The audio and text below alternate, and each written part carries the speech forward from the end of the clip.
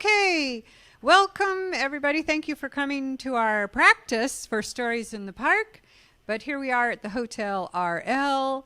It's the South Sound Story Guild.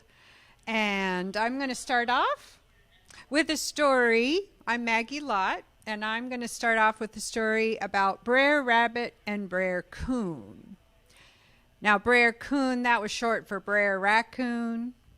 Brer Rabbit and Brer Coon were the best of friends, and they were really good fishermen. Now, Brer Rabbit, he liked to set his line for fish, but Brer Coon, he set his line for frogs. Now, one summer it happened that Brer Rabbit, he would catch a mess of fish every day and have a good dinner. And Brer Coon, he couldn't catch a thing. And he grumbled about it. He said, "How come I can't catch anything?" Brer Rabbit said, "I don't know. I just put the bait on my hook, throw it in the live water, and before I can blink, I got me a fish." Brer Coon grumbled. He said, "I set my bait on my hook and I can't catch nothing but a coal." Well, Brer Rabbit said, "Brer Coon, don't you remember in the dark of the moon last that you caught King Frog and you ate him up? Since then, whenever the frogs see you coming, they hide out in the woods and in the brush, and I can hear them. They're back there going, 'See him come, see him go. Hit him in the eye, hit him in the head, smash him and mash him and smash him.' That's what all the frogs are saying." "Well, if that's what's happening," said Brer Coon, "how am I going to ever catch anything? I'm hungry, I'm starving. My wife and children are starving. What are we going to do?" Well, Brer Rabbit now, he was a good friend to have, 'cause Brer Rabbit was good at trickifying. And Brer Rabbit said, "Brer Coon, I tell you what, you've been a good friend to me all these years. I'm going to think of something to help you out." "Oh, I sure would appreciate that, Brer Rabbit. I sure would." Brer Rabbit thought a while, and he said, "Brer Coon, this is what you going to do. You go down to the creek. You wade in the water, get out to the sandbar. When you get out there, you stagger around like you're bad sick. Then you whirl around and you plop down. You twitch your leg a bit, and then you lay still. Don't you twitch your nose. Don't swish your tail. Don't move a muscle. But when I say move, you move fast." Brer Coon did exactly as Brer Rabbit told him. Went down to the creek, waded through the water, got out to the sandbar, staggered around like he was sick, whirled around, plopped down, twitched his leg, and then he lay still. He didn't twitch his nose. He didn't swish his tail. He didn't move a bit.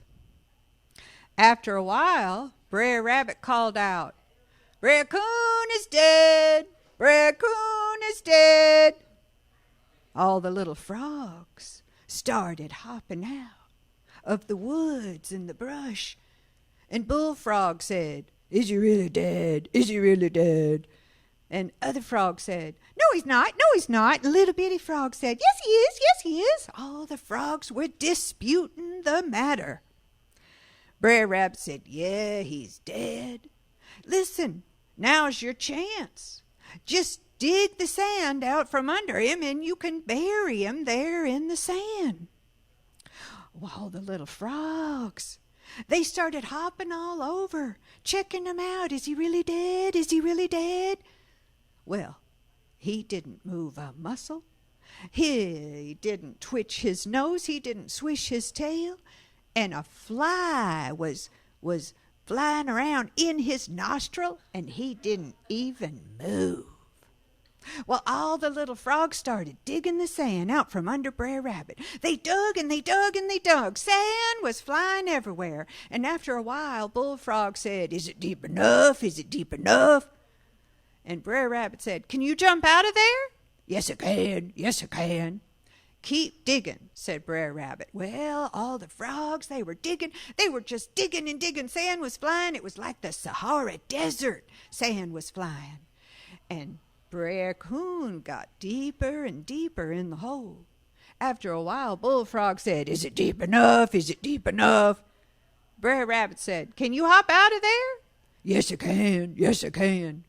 "Keep digging," said Brer Rabbit, and the frogs kept digging, all of them helping. They were just digging. Sand was flying.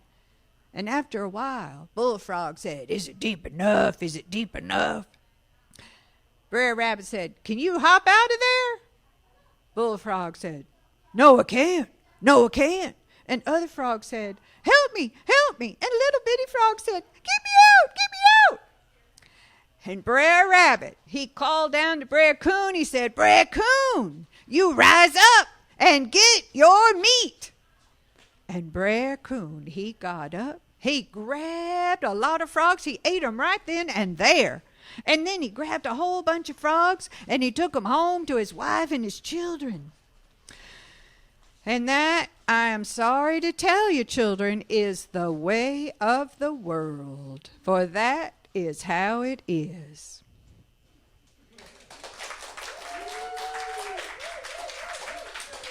Thank you, thank you. That was fun. I enjoyed telling it to you. I hope you enjoyed it. Now, our next teller is Anders, and he's coming up. We'll see his story, what his story is.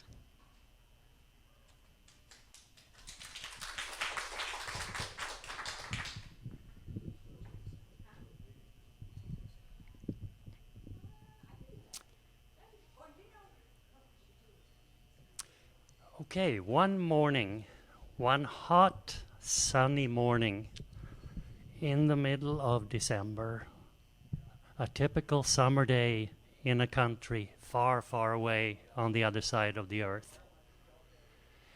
Little Ken G. Roo woke up. See, Ken G. Roo lived with his family, his dad Jack, and his mother Jill, and his little brother Joey. And as you maybe can guess, they were all kangaroos. So little Ken was named after his parents' favorite spirit guide, whose name was Ken Guru.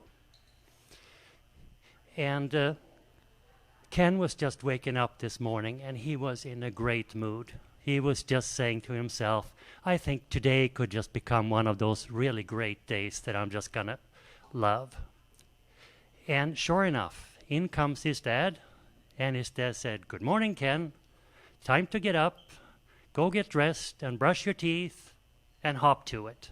And then his dad laughed. Ken thought this was kind of a lame joke, but his dad made it as often as he could anyway. So his dad was kind of that way. That's just how it is. So Ken got himself ready as quickly as he could, and then his dad said, "I have a surprise for you today. We are going out for breakfast. We're going to IHOP." So Ken, he was just so happy. He just yelled out, "Hurrah!" said Ken. See, that's how kangaroos say hooray. Remember, they're on the other side of the earth, so they're upside down from us. But anyway, so they all went to IHOP, Mom and Dad, and Ken and his brother Joey, and it was so great because usually breakfast was just, moss and grass and a few leaves and stuff. So pancakes was really something special. So that was a really great start to the day. But then after they were done having breakfast, Ken's mom said, the department store is just a hop, skip, and a jump away. So I really need to stop and pick up a few things.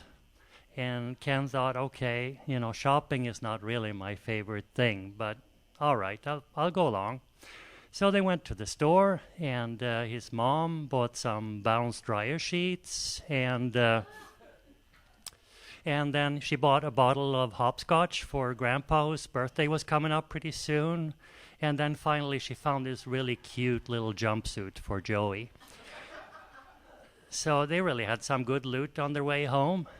So the good mood kind of continued, and the sun was shining, and everybody was happy. And they're walking along, and what do they see up in the eucalyptus tree there? But there is a mother koala and her little baby looking very nice. So Ken's dad looked at them and he said, "Look, they're spending quality time together." And Ken just went, "Ooh." But anyway, you got to humor your parents. And they kept hopping along. They're on their way home, and there's the field on the left with all of the weeds growing, and people have trampled paths through them and stuff, but there's nobody out there right now. And that's because the Tasmanian devil is out there with his little boy, whose name is Lucifer. And so, Ken's dad looks at them and he says, "Oh, wouldn't you just know it? The devil is in the weed trails." And then so they finally made it home. And Ken was thinking about, now what should I do with my day? And he thought, oh, of course, I'll call my buddy and have him come over, and we'll play together, and we'll have a great time. So Ken's best friend, his real name was Macropus, but that's too difficult for everybody to say. So everybody just called him Skip. See, he had moved right from 3rd grade to 5th grade, so that's why.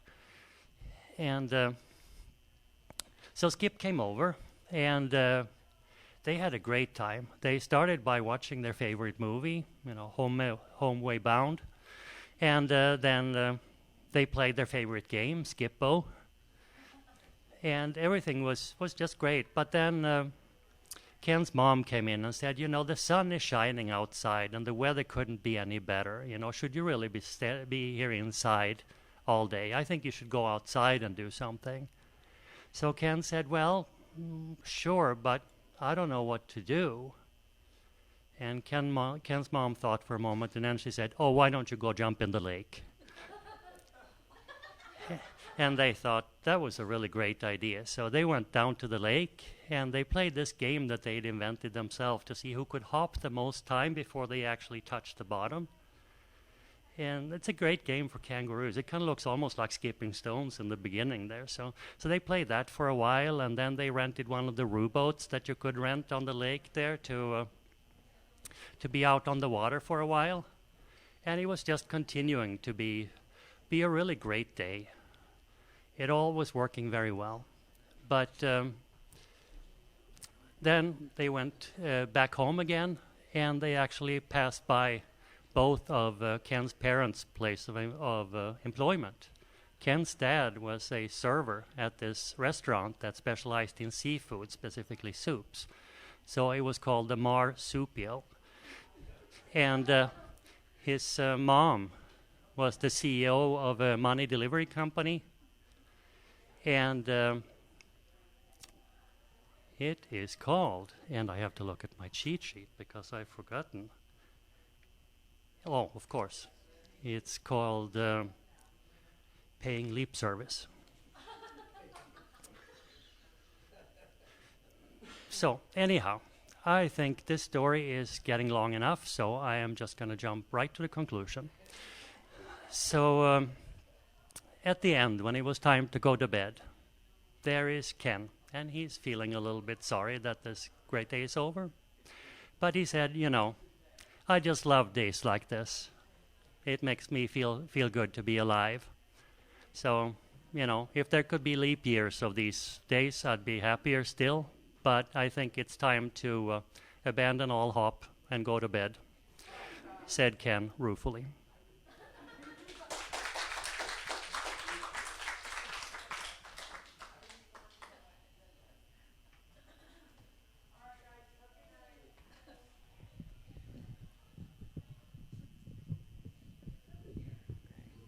And our next teller is Toby. And Toby, is this set for you? Yeah. We got to set that. Okay. And then Tell her Toby's ready. Okay, here we go. Ocha, nomimasu ka?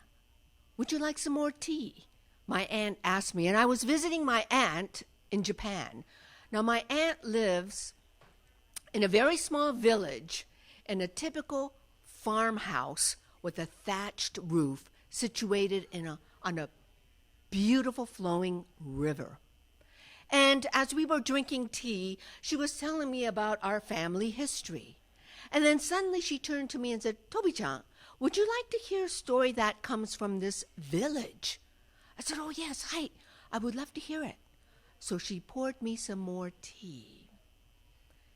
Mukashi, long time ago in Japan, there was a very small village, very much like the village that I live in.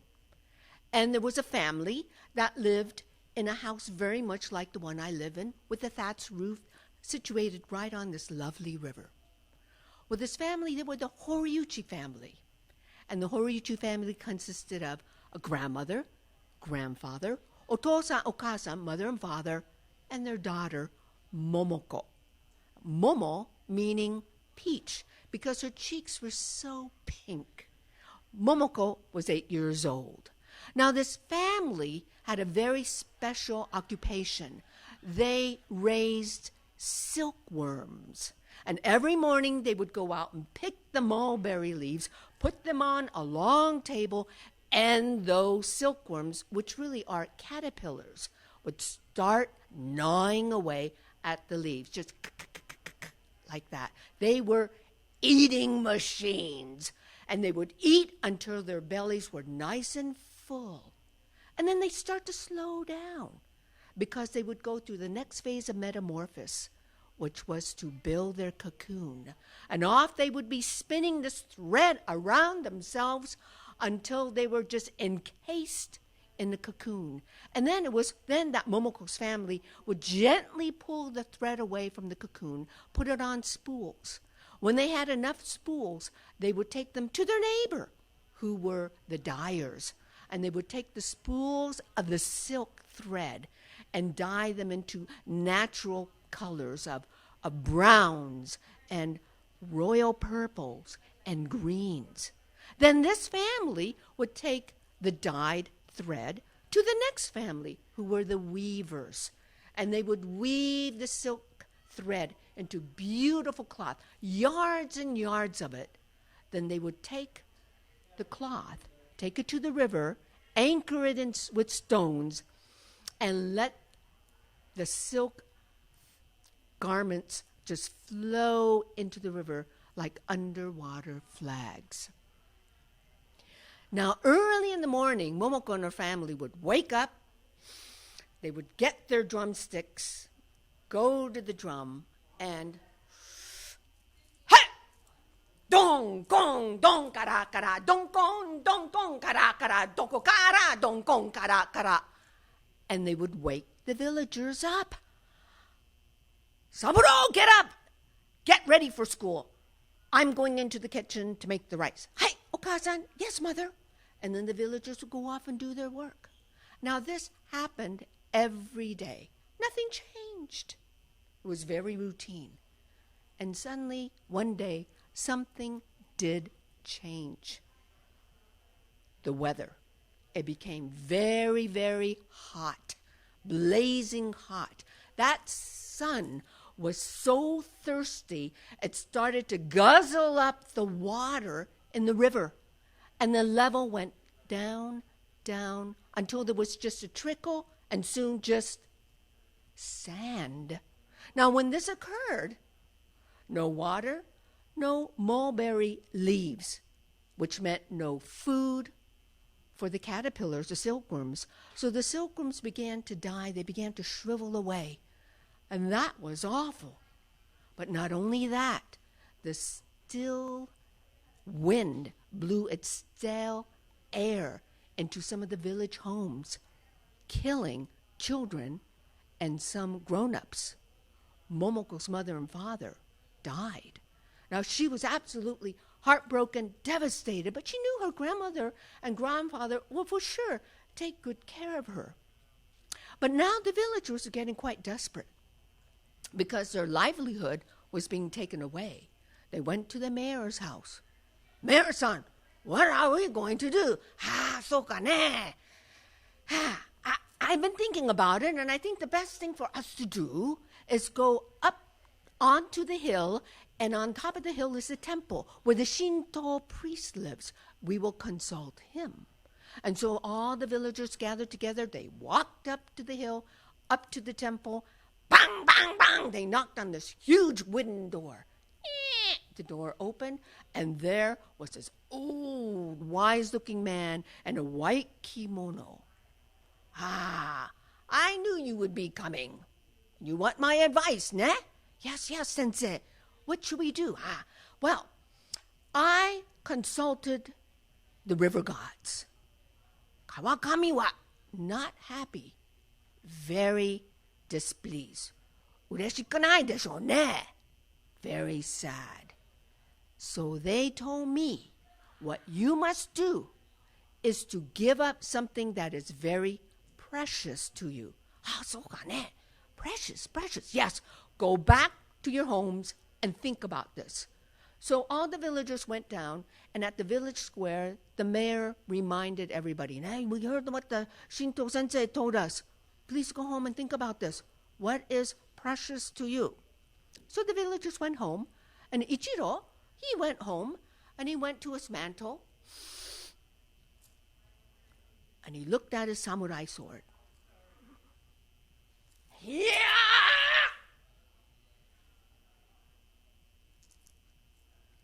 And he put it back onto the mantle. This old thing has been in my family for generations. Surely they don't mean that. Someone else will come up with something that is precious for them. And then next door, Tomoko-san, she had this beautiful ancient bolt of purple silk cloth. And she unrolled it onto the floor. And she stroked it. It was so soft. And then she quickly rolled it up. Oh, surely they don't mean this old thing. And she put it back into the closet. Now this happened to other families. That night, Momoko just could not sleep. She woke up from her tatami bed floor, and she knew what she had to do. So she went into her parents' bedroom, which was very quiet and very lonely. And she went to their tansu, which is a dresser drawer, and took the drumsticks. Then she went to the kitchen. The fire was slowly dying down in the kitchen, and she threw the sticks into the fire. Whoosh! The fire went up, almost touching the roof, and came down.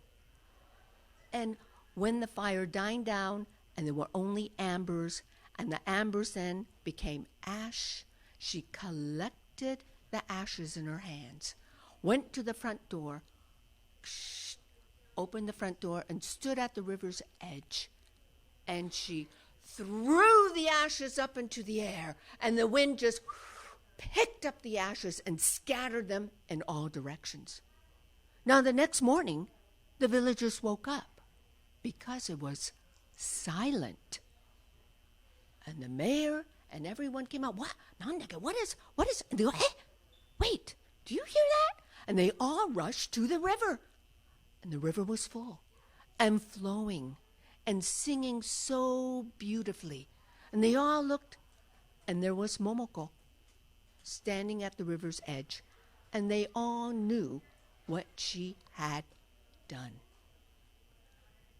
Late that night, there was a dunk, dunk, dunk, dunk, dunk on the Horiuchi's family door. Momoko woke up. Oh, who could that be? I don't want my grandfather and grandmother to wake up. So she went to the front door, opened it. Hey, anybody out there? Hello? Hello? Hey, there's nobody. And then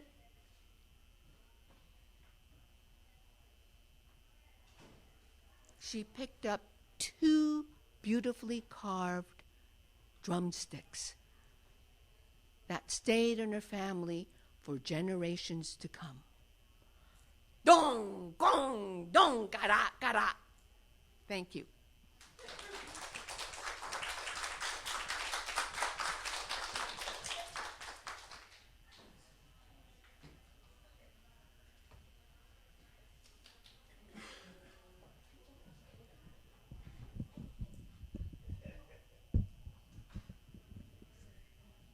So our next teller is Billy. She's coming up to the stage, and we'll see if this is the right height for you. Okay. I can help you if you want, but I'm holding this until you get here.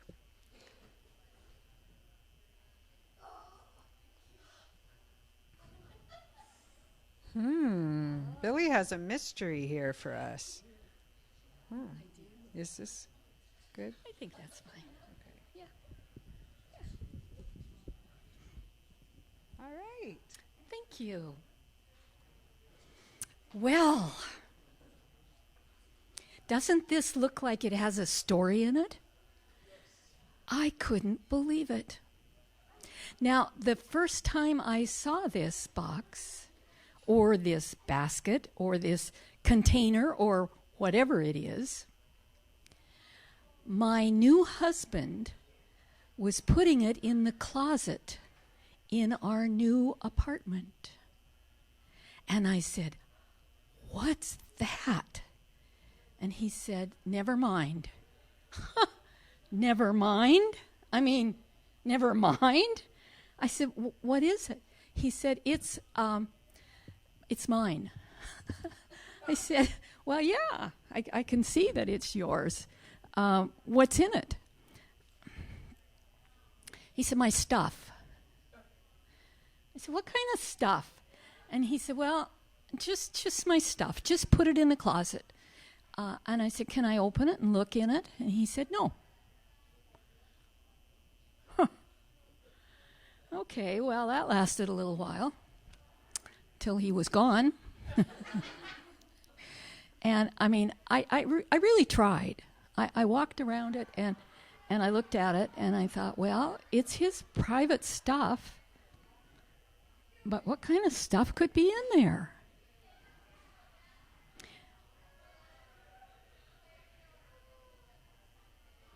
I picked it up.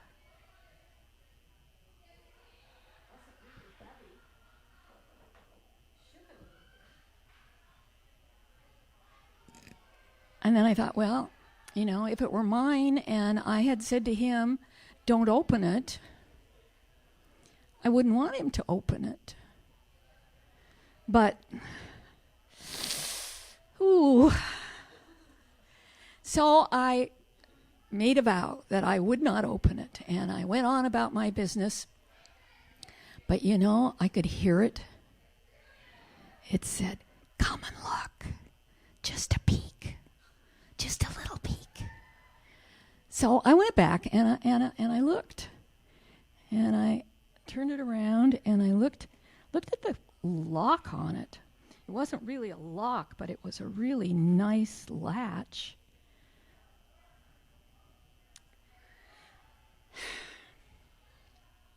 It took several weeks of just all the willpower I had, but I didn't look. And then one day it was like, I can't do this anymore.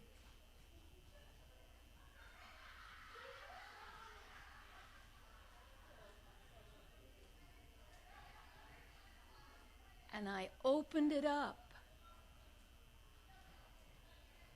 And when I looked inside, I thought, well, it is just stuff. There was a little birch bark canoe.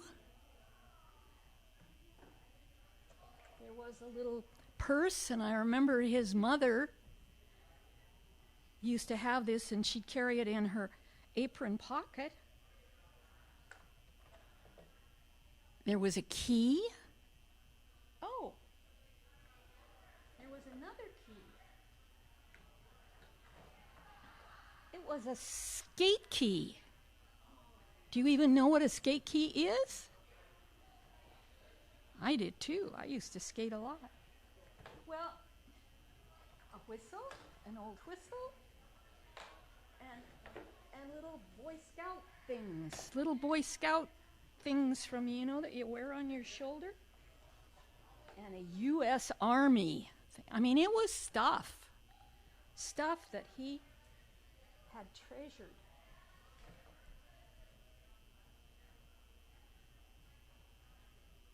Rubber bands, a whole ball of them.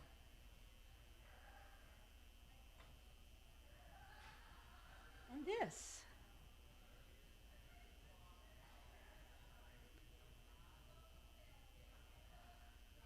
You know what that is? I didn't either. Kind of looked like a J or a saxophone or an apostrophe. Didn't know what it was. So I closed the box and I locked it. And I put it back in the closet. And I didn't say anything to him. You know how you don't when you did something that you shouldn't have did? But I wondered about some of that stuff. I mean, most of that stuff was from his childhood. And one night when we'd been married probably a year or so, I went out to a meeting at night, and when I came home, he met me at the door in his pajamas, and he said, "You're not going to believe what happened to me." I said, "Okay, so tell me."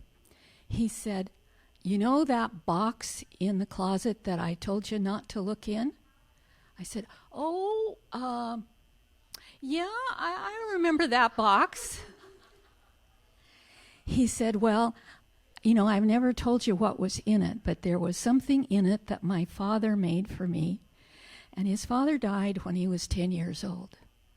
And I said, "What was it?" He said, "It's a magic piece of wood." Well, I remembered that thing, but I said, "Well, what's the magic?" And he kind of went, "I don't know." I said, "Well, how do you know it's magic?" And he said, "Well, my dad told me before he died that it was magic and that someday I would know what the magic was." He said, "And tonight it happened. I can't believe what happened. I was in bed in that, that kind of place where you're almost asleep but not quite. You might be dreaming, but you might still be awake." And he said something went flashing by the closet and around through the bathroom and down the hall and up around and back into the bedroom, and it just went flashing, went round and round and round. And I sat up and I remembered the stories that my mother told me about the mozzarella Mirella. I said, "What's that?" He said, "Well, it's kind of like, about leprechauns, only they're Italian." I said, "Okay." He said, had a little red hat, and he was just going around and going around. And when I sat up in bed and I looked at him, he had my magic piece of wood right in his hand. Well, next time he went around, I just reached out and I grabbed him and held him up like his little feet are going like this. And I said, "What are you doing with my magic piece of wood?" And he said, "Oh, finally." He said, "I've been trying for years and years for you to catch me in the night so I could tell you about this magic piece of wood." I said, "You know the magic?" And he said, "Yeah, I do." I said, "Okay, tell me what it is." And he had it, took it out, and held it, and he said, "Do you know what it is?" I said, "No, stop this. Tell me what it is." And he said, "That's what I said to the little man." And he said, It's magic." Are we ever going to get to this? And he said, "It's a magic belt hanger." Yeah, that's what I did too. Magic belt holder. How could that possibly hold a belt? The little man said, "Give me your belt. I'll show you."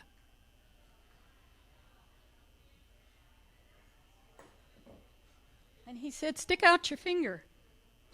And he said, I stuck out my finger. And he took that belt and he put it in like that. And then he put it on the end of my finger.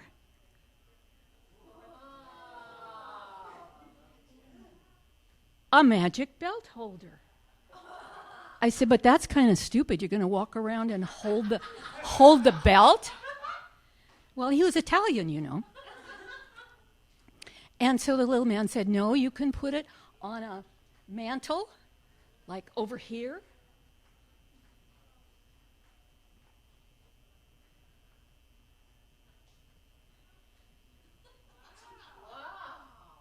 The little guy says, looking at your nose, that Italian nose you got there, I bet you could even hang it on your nose. I'm not Italian, and my nose is not as big as his was, so I don't know.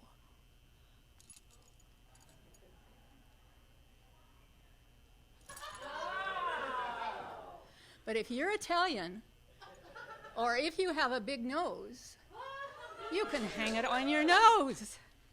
So that's the story of the magic belt holder. And if any of you would like to try it, if you think there is no magic, come up here and try. Any takers? Oh, come on. Come on, Anders, try it. Just stick your finger out. Magic! Magic! Amazing, huh? So that's the story of the magic piece of wood and the wonderful basket. Thank you.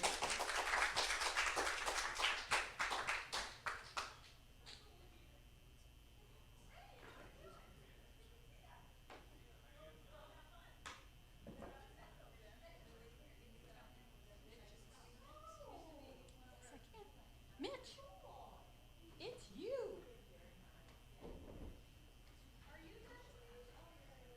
Make sure that's in there tight so nothing flies out. Stu? It is all right.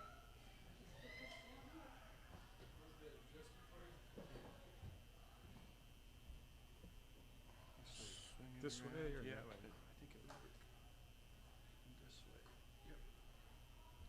Sound man here. Sound man. Awesome. Looks about right.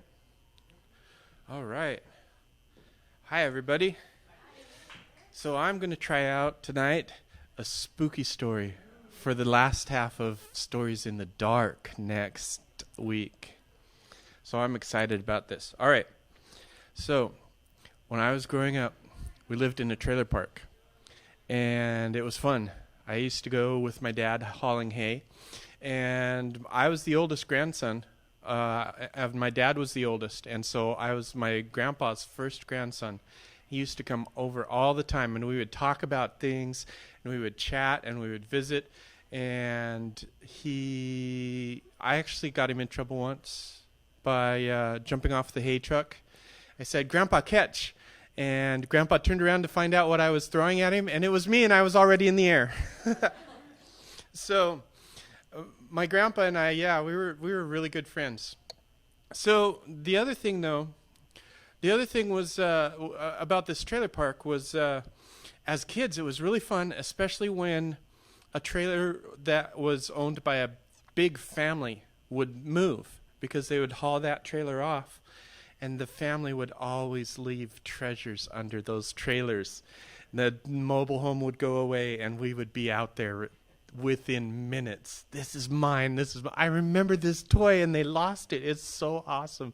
So we would find all these little treasures. It was amazing. So I was growing up living in a trailer park. Now, there was one house. And we lived kind of back in the bottom of the trail, down at the bottom of the hill and back in a corner. But even deeper and almost in a little forest. Like, I didn't know how they were, it wasn't like, it almost seemed like it wasn't part of the trailer court. But there was a little trailer back in these little woods. It was just so many thick trees. It was dark in that place all the time. And they were our next door neighbors. And we never saw them as children. We never saw who it was. Until one day we were outside in the summer, in the daytime, playing and having a great time. And all of a sudden we hear this little old voice. Hey, you kids are too loud. Be quiet. And we were so scared. We were like, who is that? We'd never heard her before. We'd never seen her before. We ran. We got just a glimpse of this little tiny old lady, and she was slamming her door shut. We thought, wow, that's so weird. Because, well, what kind of lady yells at kids for playing in the summertime in the daytime? I could see if we were being loud at night. So my sister and I thought, she must be a witch. If there was anyone in my life that was a witch, it was this woman. Well, now we were really curious, so we tried to figure out what's her name, who is she? And her name turned out to be Thelma Kroll. And she was the strangest woman. Like I said, we never saw her. We never saw just glimpses of her. And she would rumble out in a big old car every so often and come back, and we never saw what she got. We never saw where she went. She was just this strange woman in our lives, hiding in back with the trees. She had the funniest little chickens. They weren't even chickens. My dad said they were guinea hens. But they were little, they looked like to us, they were chickens, and they were gray, and they had little white polka dots on them all over the place. Peahens or guinea hens, and they made the coolest little sound. Po-quack, po-quack. Well, that was strange enough. But then, one day, it turned out that we found out she had cats. And that was it. Because all witches have cats, of course. We all know that, right? Cats, witches, yeah. And so we found out that this cat had been missing, and she came and asked us if we'd seen her cat, and we had, and so we gave her the cat. And it was good. It was good. We were finally feeling like we were going to be friends with this lady. Except that the very next week, I came screaming down the hill on my bike, just moving really. I was so proud. I was actually going really fast. And I turned around this corner, and I hit the soft gravel, and I started tumbling, and I rolled. And wouldn't you know it, I rolled right over the top of that cat that we had just returned to her the other week. And I knew it was her cat, and I ran. I got up as fast as I could. I didn't even care if I was hurt. I ran over to the cat, and it had died. I had smashed the cat. I was so sad, and so I went, and I started walking slowly with the cat up to Thelma Kroll's door, and I knocked on the door, and I said, "Mrs. Kroll, I killed your cat." And nothing.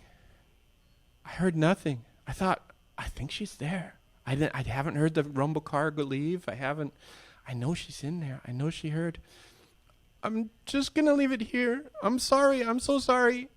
And I left it on her door, and I ran. I was scared. You don't kill cats. And then I didn't know what else to do. I told my dad, and he was like, don't worry about it. It's just a cat. It happens, She might not even know it was you. I was like, oh, no, I feel bad. I know it was me. Well, a couple days later, I was riding my bike again after I'd gotten it repaired. And all of a sudden, out of nowhere, my wrist started hurting. This was before my hands were like this. This was when I had just regular kid hands. And my wrist started hurting like mad. I couldn't believe it. Oh my gosh, it was so terrible pain. So, ow. And so I went and I told my mom, and she took me to the doctor, and the doctor said, I don't know. It's actually really weird. It's like arthritis or something. I said, arthritis? I'm 10. And the doctor said, I know. I've known you since you were born. I don't know what's going on, but it's arthritis. It's the only thing. Some people get it early. I'm sorry. And the next day it was even worse. And my mom was so worried, and I was always crying and so sad that she couldn't go to work and leave us like she could before. And so my grandpa would come over, and I was talking to him. I said, "Grandpa, it hurts so bad." And he goes, "Oh, Mitch, I'm so sorry." And he rubbed my wrists and, rubbed my hands and just tried to stretch everything out. And it helped a little bit, but it still hurt, and so he took my mind off. He said, "What else has been going on? How's your summer?" And I said, "Oh, it's fine." I said, "Oh, I killed the cat of the lady across the driveway there." And he said, "What? You did?" I said, "Yeah." And he goes, "When was this?" I said, "A couple days ago, before my wrists started hurting." And he said, "Oh, back in my day, we would say that she was getting back at you. She was a witch or something." I was like, "What? A witch? No, Grandpa." And he said, "Well, that's just back in the day. I don't know. What did your doctor say?" "Well, they said it's arthritis, and they don't know why I'm getting arthritis as a 10-year-old. Grandpa said, "Well, I don't know. Back in the day. We would go out and draw on a stump a picture of that witch. And we'd start to hammer a nail, not all the way in, but we'd hammer a nail right where her heart should be in that picture. Just one or two taps a day. And by the 9th day, if you were actually getting cursed, you'd feel better. It would be done." I said, "Oh." Well, then my mom came home and just kind of hustle and bustle, and they took off. Grandpa took off, and I kept thinking, and boy, that night, I don't know, it was worse than ever. My hands were hurting so bad, and they were starting to cramp up like they are now, a little bit down, and I just couldn't figure out what was going on. And so I thought, well, maybe he's right. I don't believe in that stuff, but then that means it can't be true and it can't work. So I went out the next day before my hands got really bad, and I drew this little shadow. I wasn't a very good artist, but I drew a little silhouette, and I took a nail and a hammer, and right before, just tapped that nail right where the heart should be. I thought, all right, we'll see how it goes. Well, the very next day, I looked over and I watched her house all day long. And my wrists were still hurting. And I thought, oh, I don't know. This isn't going to work. I think we don't believe. I don't know. Don't believe in this stuff anymore. But we'll go try it. So I went back out to that tree and I hammered that nail just a little, tapped it a little bit deeper. And then I kept doing that day after day. And on about the 5th day, Thelma came over. And she'd never come to our house before. She said, "Mitch Nelson, can you help me mow my lawn?" And I thought, mow your lawn? I killed your cat. Why would you trust me with your lawn? It just made no sense to me. What are you doing? And so I said, "I can't. I'm in so much pain. I can't even pull the lawnmower to start it, or you'll have to get somebody else." She said, "Oh my goodness, you killed my cat, and now you can't even mow a lawn for a little old lady." And I thought, I'm sorry. I said, "I'm sorry. I don't know what to do." And I was so scared then.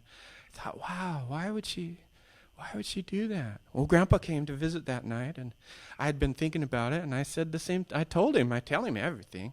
I said, "Grandpa, she had came today and asked me to mow her lawn." And he said, "What? Did you do it?" I said, "No, my hands were so sore. There was no way I could mow her lawn." And he said, "Oh, good." He said, "Back in the day, If you help the witch that you're trying to fix with the curse thing, it's going to undo everything that you did." I was like, "Oh, Well, it has to be a coincidence, Grandpa. We don't believe in this stuff. He's like, nah, you're right. I don't know.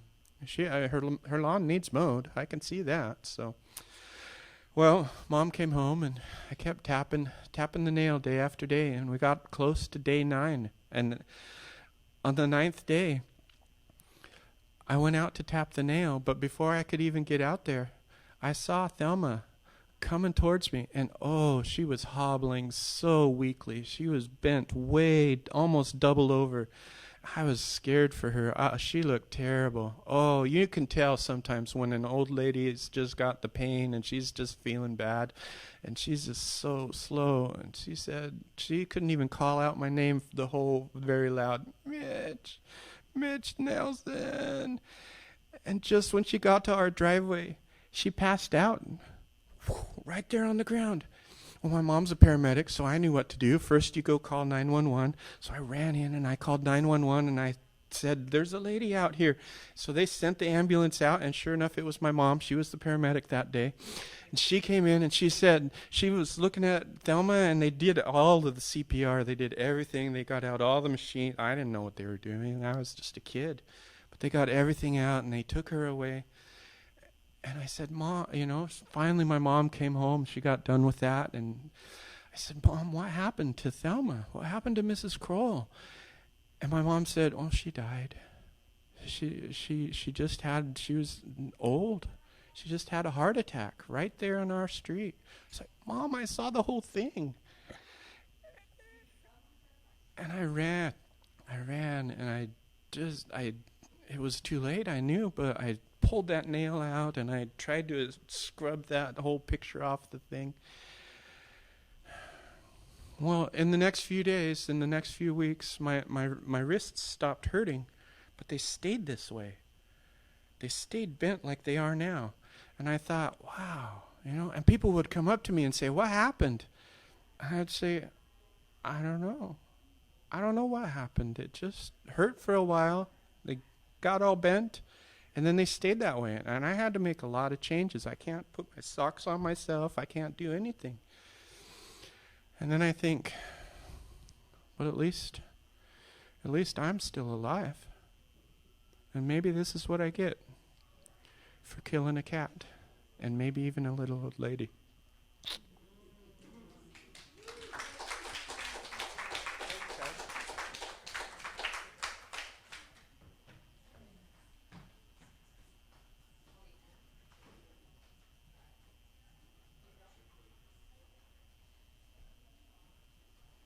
Well, thank you all for being here.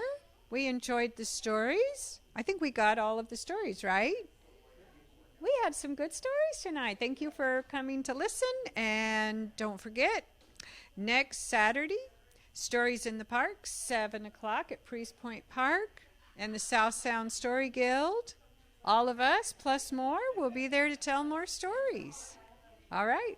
Thank you. Happy summer.